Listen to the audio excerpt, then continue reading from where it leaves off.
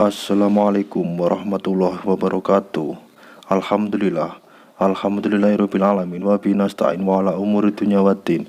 Sayyidina wa maulana Muhammadin wa ala alihi washabihi ajmain. Amma ba'du. Alhamdulillah. Kali ini saya mau ngevlog di pertapaan Raden Said. Buah aren yang rontok itu telah berubah menjadi hijau seperti aran-aran yang lainnya. Raden Said bangkit berdiri, mencari orang tua berjubah putih, tapi yang dicarinya sudah tidak ada di tempat. Ucapan orang tua tadi masih terngiang di telinganya tentang beramal dengan barang haram yang disamakan dengan mencuci pakaian dengan air kencing, tentang berbagai hal yang terkait dengan upaya memberantas kemiskinan. Raden Said mengejar orang tua itu.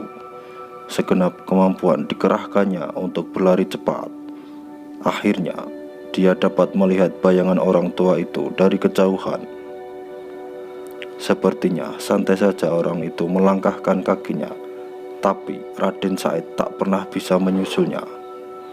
Jatuh bangun terseok-seok dan berlari lagi.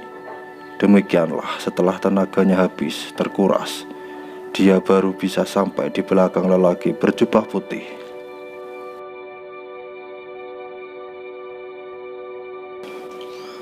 Lelaki berjubah putih itu berhenti, bukan karena kehadiran Raden Said, melainkan di depannya terbentang sungai cukup lebar.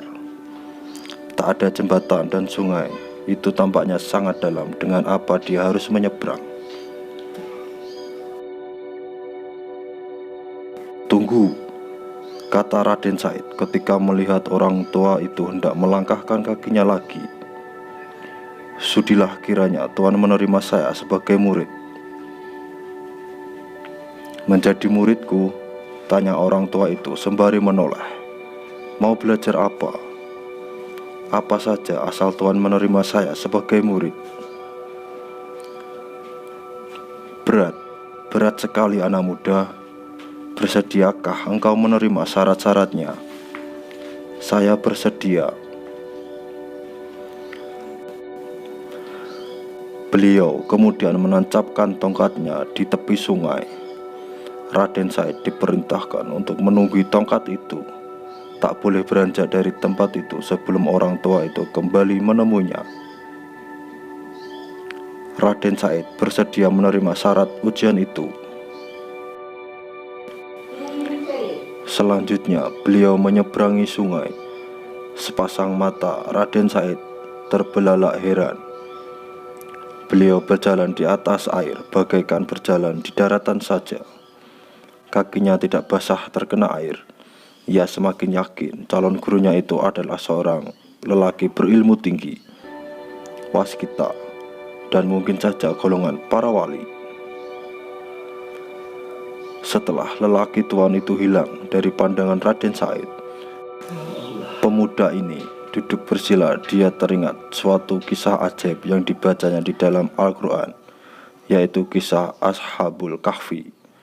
Maka ia segera berdoa kepada Allah supaya ditidurkan seperti para pemuda di Gua Kahfi ratusan tahun yang silam. Doanya dikabulkan. Raden Said tertidur dalam semedinya selama 3 tahun. Akar dan rerumputan telah merambati tubuhnya dan hampir menutupi sebagian besar anggota tubuhnya. Setelah 3 tahun, lelaki berjubah putih itu datang menemui Raden Said. Tapi Raden Said tak bisa dibangunkan. Barulah setelah mengumandangkan azan, pemuda itu membuka sepasang matanya. Tubuh Raden Said dibersihkan, diberi pakaian baru yang bersih, kemudian dibawa ke Tuban. Mengapa dibawa ke Tuban? Karena lelaki berjubah putih itu adalah Sunan Bonang. Raden Said kemudian diberi pelajaran agama sesuai dengan tingkatnya, yaitu tingkat para waliullah. Di kemudian hari, Raden Said terkenal dengan sebutan Sunan Kalijaga.